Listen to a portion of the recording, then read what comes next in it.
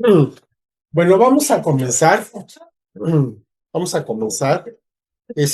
Desde la vez pasada estábamos hablando acerca de los personajes que aparecen en la palabra de Dios, pero como que me ha estado dando más por estudiar aquellos que no son los considerados los héroes de la fe, ¿no? O sea, aquellos que están con el reflector y que pues todos quisiéramos emular porque tienen algo muy bueno, sobre todo para Dios. Y entonces, pues decimos, pues yo quisiera ser como fulano, como sutano, ¿no? Como David o como alguno de ellos, como Pablo. Pero a veces aprendemos más de los que no tienen esa condición, sino están exactamente del otro lado. Aquellos que decimos, yo no quiero ser como ellos.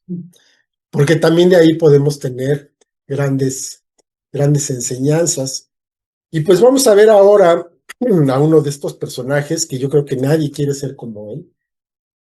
Vamos a hablar acerca de Caín, el hijo de Adán y Eva, y cuya historia vemos principalmente en el libro de Génesis, en el capítulo 4, que curiosamente es la primera historia que aparece en la palabra después de la caída, ¿no? Vemos que los dos primeros capítulos tratan acerca de la creación, el tercero habla acerca de la caída y el cuarto habla de Caín. O sea que cada vez estamos peor, ¿no? Y ya de ahí le seguimos, le seguimos, le seguimos.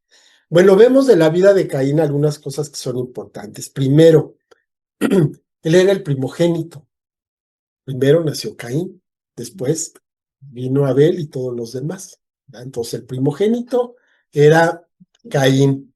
¿Y esto qué quería decir? Bueno, pues quería decir muchas cosas importantes y buenas para él.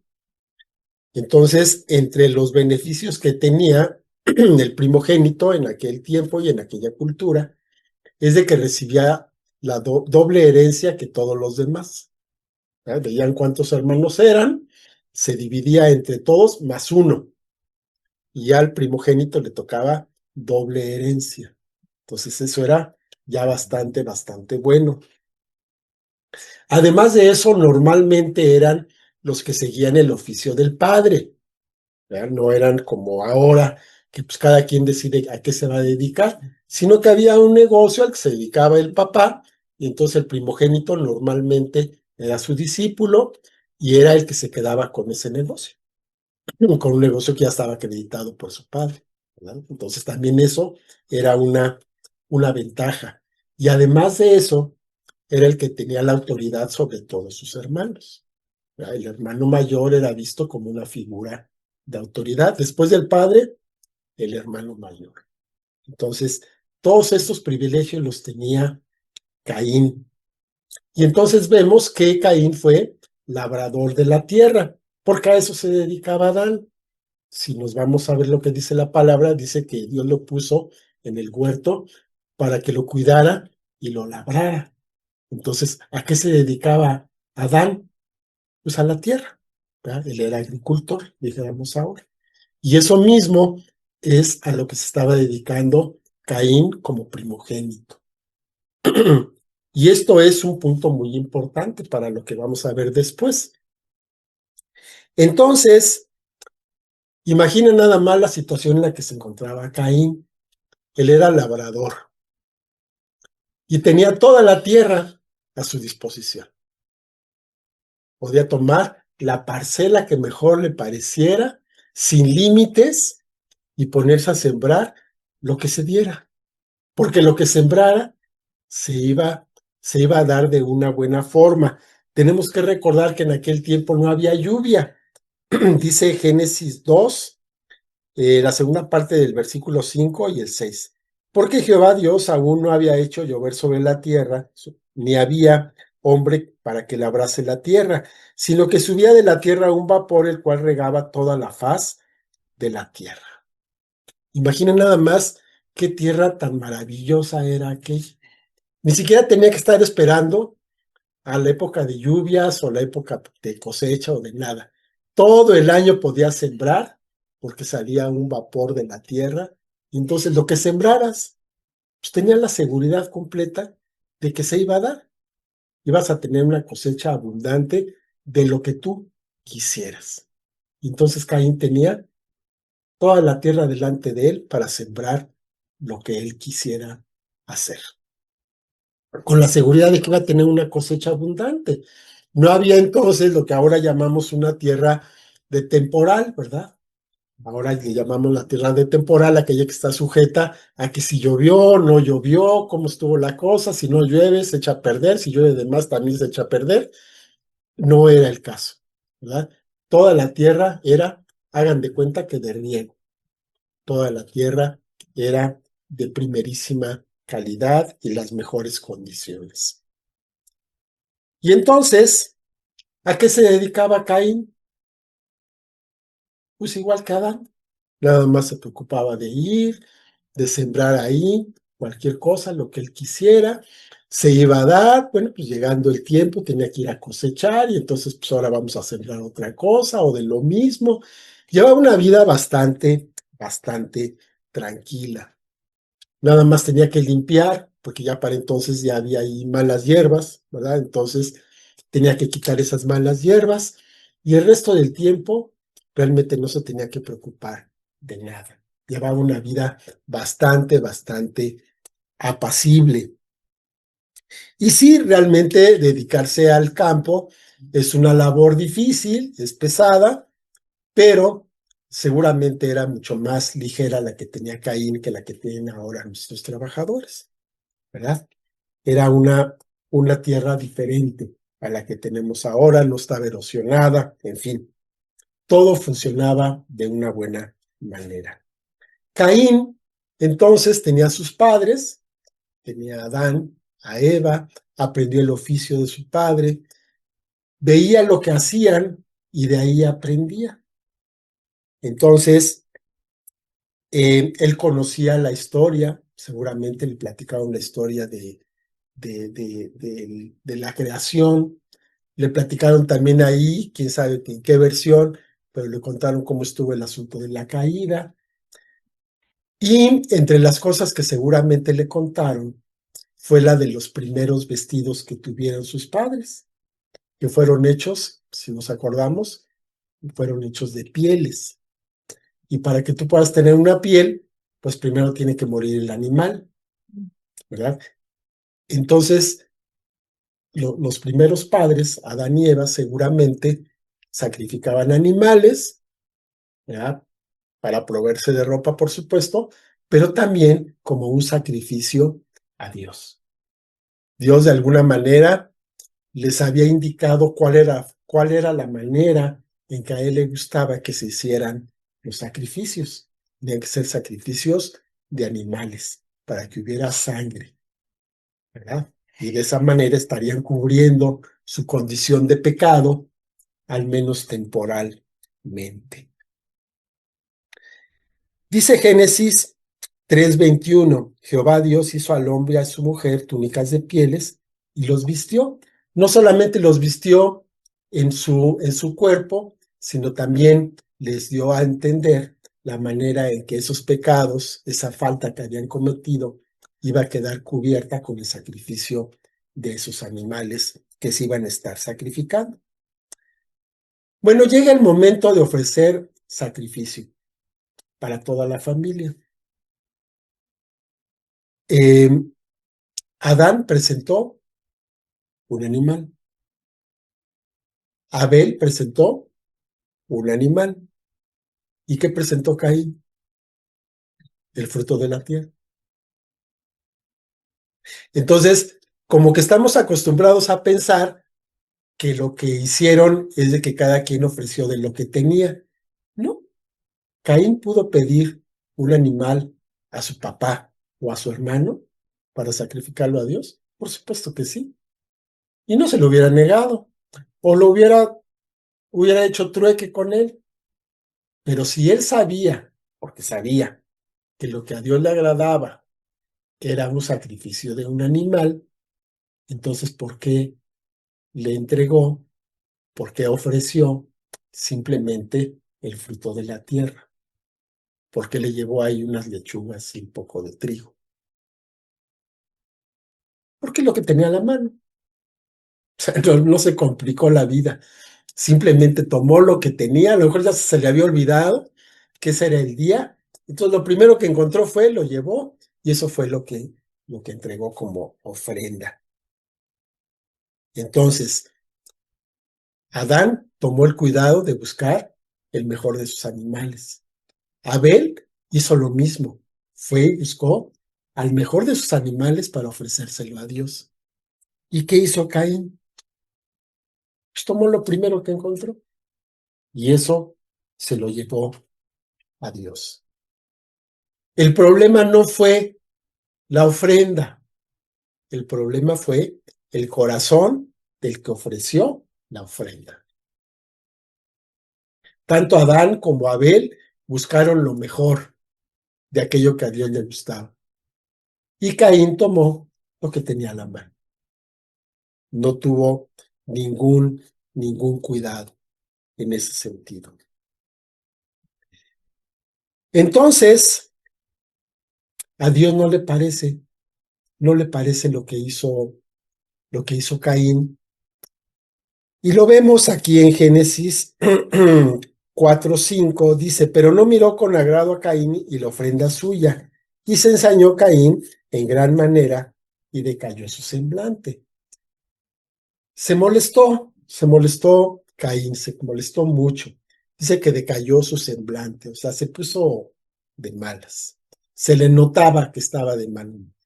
Se notaba que estaba molesto, que estaba, pues no a gusto con esto que había pasado, sobre todo porque Dios de alguna forma demostró que no se había agradado de la ofrenda de Caín. Y al darse cuenta de esto, se sintió muy mal, se molestó. Y ahí viene la segunda parte del problema de Caín. Primero, no tuvo cuidado de lo que iba a ofrecer. Y segundo, una vez que se da cuenta de que no había hecho lo correcto, pues no se puso a pensar, caray, pues aquí me equivoqué, para la próxima lo voy a corregir y lo voy a hacer bien. No, eso no fue lo que hizo, sino más bien se enojó más. Se enojó con todos los que se pudo haber enojado. Se enojó con su papá, se enojó con su hermano, se enojó con Dios. Y estaba en un estado que no se aguantaba ni él solo. En esta condición, Dios lo ve. Dios conoce las intenciones del corazón, ¿cierto? Y entonces habla con él. Y vemos en los versículos 6 y 7. Entonces Jehová dijo a Caín, ¿por qué te has ensañado y por qué ha decaído tu semblante? Si bien hicieres, ¿no serás enaltecido? Y si no hicieres bien, el pecado está a la puerta. Con todo esto, a ti será su deseo y tú te enseñorearás de él. ¿Qué le está diciendo? Perdón, ¿qué le está diciendo Dios a Caín? Le está diciendo, ten cuidado, Caín. Esto que pasó lo puedes remediar, se puede arreglar. Ten cuidado porque ahí está el pecado a la puerta, ya se asomó. Pero te recuerdo que tú tienes señorío sobre de él. Tú determinas lo que vas a hacer con eso. Tú decides si lo dejas entrar o si le cierras la puerta. Es tu decisión. Caín era el dueño de sus decisiones y de sus actos y Dios se lo dejó bien claro. Lo que vas a hacer, lo vas a hacer porque tú lo quieres hacer de esa manera. Nadie te está obligando. Y entonces ya sabemos qué fue lo que pasó. Se lleva a su hermano, lo mata y lo deja por ahí, en algún lado. Dice el verso 8, dijo Caín a su hermano Abel, salgamos al campo, y aconteció que estando ellos en el campo, Caín se levantó contra su hermano Abel y lo mató. La pregunta es, ¿por qué lo mató? ¿Por qué mató a Abel? Si vemos lo que estamos hablando, no tenía ningún sentido. Pues Abel, ¿qué hizo? Abel no hizo absolutamente nada para enojar a Caín. no hizo nada. Era totalmente inocente, totalmente inocente. Y aquí vemos o seguimos viendo cosas interesantes. Dios no era indiferente para Caín, tan no era indiferente que le molestó mucho que no aceptara su ofrenda.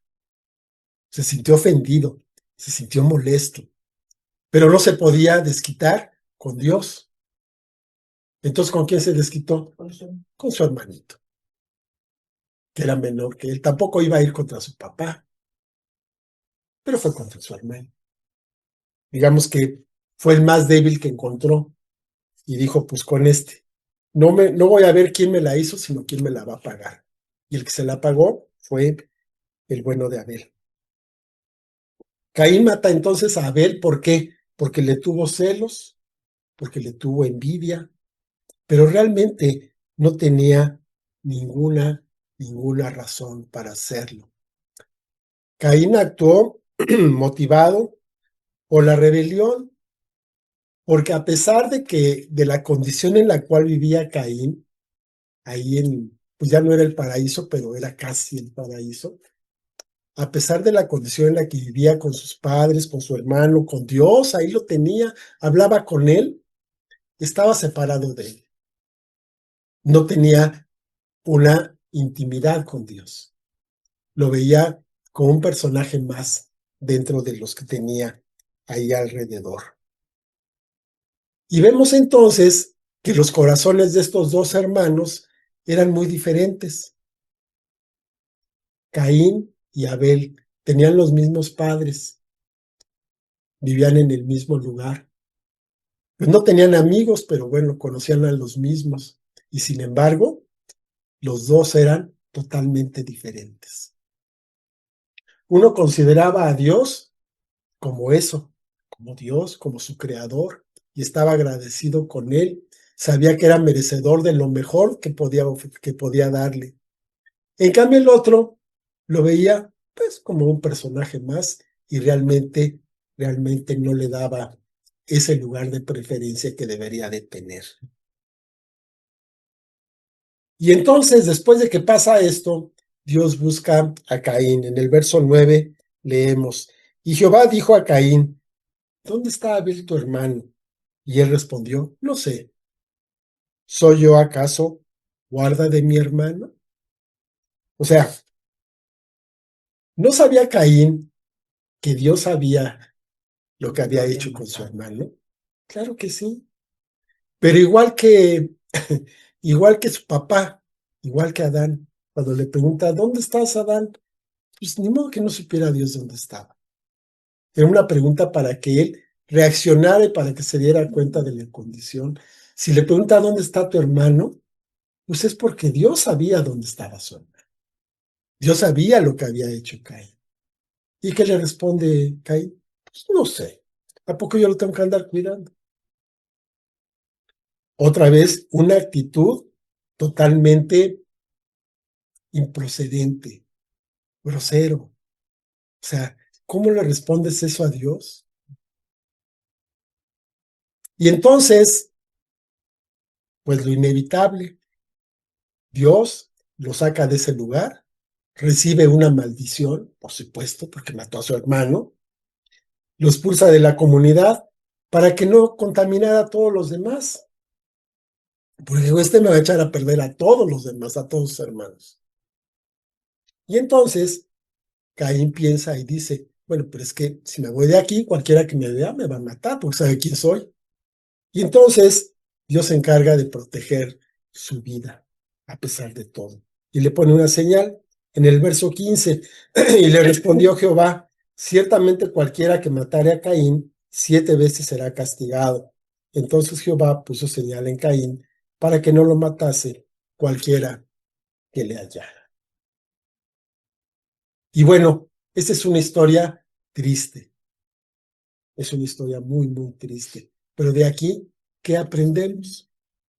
Lo importante es lo que aprendemos, no lo que pasó, sino lo que aprendemos para ponerlo en nuestras vidas el día de hoy. Yo creo que hay muchas cosas que podemos aprender de aquí. Primero que nada, hay una forma de agradar a Dios. una forma de agradar a Dios. Y no es la manera que tú quieras, sino es la manera que Él quiere que nosotros procedamos. No es de, no está sujeto a nuestro humor, no está sujeto a lo que nosotros en ese momento estemos pasando. Hay una manera de honrar a Dios, solo una, y es la que debemos hacer, es la que debemos hacer. ¿Cuál es la primera? Hay varias formas. ¿Cuál es la primera de estas maneras de agradar a Dios? Pues la obediencia, ¿no? Dice, si me amaran, dijo el Señor Jesús, si me amaran, harían lo que yo les digo. Entonces la obediencia es básica y es primordial. Esa es la primera que tenemos que ver. No es yendo a tal o cual lugar, no es haciendo tal o cual cosa, no es pagando lo que sea, es obedeciendo. Eso es lo primero que tenemos que aprender. Segundo, antes de que cayera Caín, Dios le avisó, le dijo lo que iba a pasar para que entonces tomara conciencia y no hiciera lo que hizo. Hizo exactamente lo contrario de lo que Dios le dijo. Y eso nos lo recuerda Santiago en el capítulo 1 y los versos del 13 al 15. Dice, cuando alguno es tentado, no diga que es tentado de parte de Dios, porque Dios no puede ser tentado por el mal, ni él tienta a nadie, sino que cada uno es tentado cuando de su propia concupiscencia es atraído y seducido. Entonces la concupiscencia, después que ha concebido, da a luz el pecado, y el pecado, siendo consumado, da luz a la muerte. Y aquí vemos exactamente lo que pasó con Caín. ¿Dios tentó a Caín? No. ¿Quién lo tentó? Nadie. Él solito, de lo que tenía en su corazón, él solo fue tentado por él mismo, por su propia concupiscencia, por su propia naturaleza, por esa naturaleza que no había dominado y que no había puesto debajo de la voluntad de Dios. Esa misma concupiscencia es la que hizo pecar a Caín, y es la misma que nos puede hacer pecar a nosotros, sin que nos esté tentando nadie. A veces le echamos la culpa a Satanás. Es que el enemigo me tentó. No, el enemigo estaba ocupado con cosas más importantes. Ni siquiera te estaba volteando a ver. ¿Quién te tentó? Pues tú solito, tú solito. Empiezas a imaginar, empiezas a darle rienda suelta a la imaginación, a la fantasía, y ahí vas. Y después quieres echarle la culpa a alguien más. Y efectivamente, siendo consumado, da a luz la muerte. La misma muerte que en ese momento no alcanzó a Caín, pero posteriormente lo hizo, es la misma muerte que nos puede alcanzar cuando no estamos atentos, cuando no tenemos sometida nuestra voluntad a nuestro Dios. Otro punto, le pregunta Caín a Dios, y Dios no responde porque la respuesta es obvia. Le dice, ¿soy acaso guarda de mi hermano? La respuesta es, sí, sí eres guarda de tu hermano. ¿Eres guarda de tus hermanos, de los que estamos aquí, de los que tienes en tu casa? Sí, eres guarda de ellos. Si algo les pasa, te va a pedir cuentas a ti. ¿Por qué a ti? Pues porque tú eres tú eres el hijo de Dios, tú eres el responsable. Ellos no saben, pero tú sí. A la hora de que hay un conflicto y hay un problema, queremos que el otro venga y nos pida perdón. No, tú tienes que ir a pedir perdón. ¿Por qué? Porque el otro no sabe, pero tú sí. Tú eres el hijo de Dios. Tú eres el que tienes que poner ejemplo de lo que se debe hacer y de lo que no se debe hacer. ¿Eres guarda de tu hermano? Sí, sí eres guarda de tu hermano, definitivamente. También vemos que Dios protege a los buenos, pero también protege a los malos. Le pone una señal ahí a Caín para que no lo mate. ¿Cuida a Dios de los malos? Sí. ¿Y de los buenos? También. Pero los malos no están abandonados. Ellos han decidido alejarse, pero Dios tiene cuidado también de ellos. Dios hace salir el sol sobre buenos y sobre malos. Él Él sí, Él sí mira a las personas sin distinción. Él sí ama a todos por igual. Y por último, la separación de Dios va a provocar que actuemos de acuerdo a nuestros impulsos, de acuerdo a lo que en ese momento se nos ocurra, sin detenernos a pensar en las consecuencias de nuestros actos, de nuestras palabras, de nuestros pensamientos.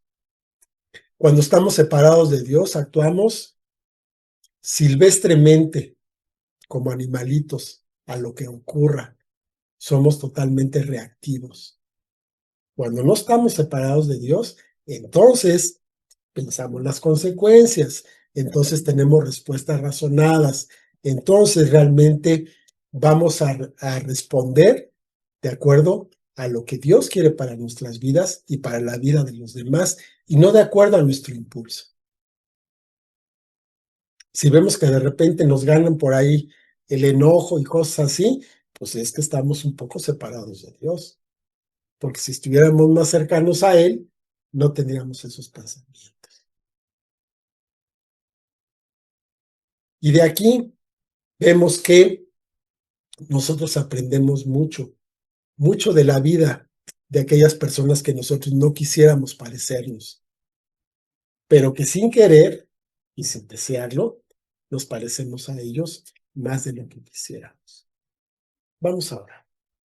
Padre Santo y bendito, te doy gracias, Señor, porque tu palabra, pues es un tesoro, Señor, que debemos leer, debemos aprender todo lo que está ahí, porque nos ayuda a que podamos tener una vida mejor delante de ti, pero también delante de nuestros hermanos, también delante de las personas con las que nos has puesto, Señor, a convivir cada día.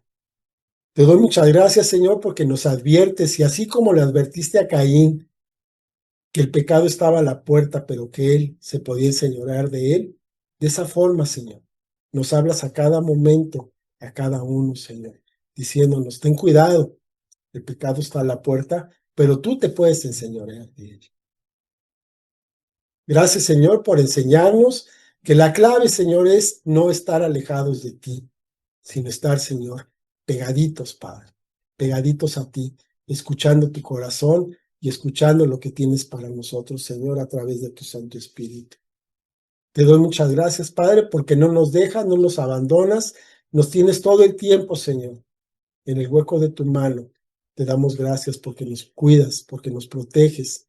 Proteges a todos, Señor, pero para nosotros tienes un cuidado especial.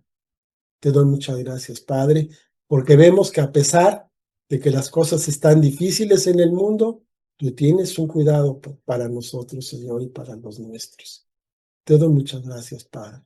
Te doy muchas gracias por tu amor, por tu fidelidad, que es a toda prueba, Señor, y porque nos muestras en cada momento en tu palabra aquello, Señor, que debemos seguir y aquello también de lo cual nos debemos alejar.